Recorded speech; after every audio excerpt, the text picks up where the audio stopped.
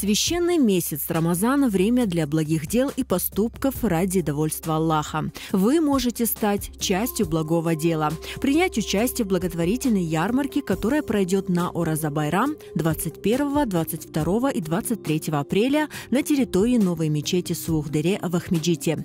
Организаторы уже начали подготовительную работу. Участвовать мы приглашаем спонсоров, то есть это могут быть люди, которые предоставят свою продукцию.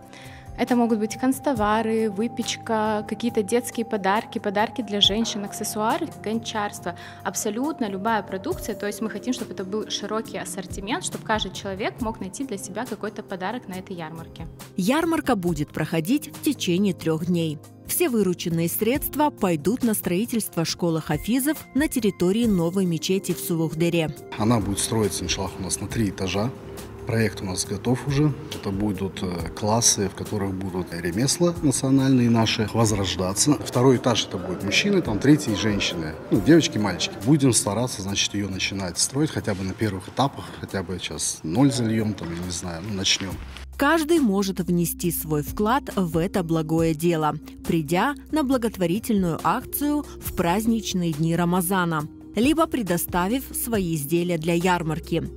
Нераспроданную продукцию организаторы раздадут малоимущим семьям.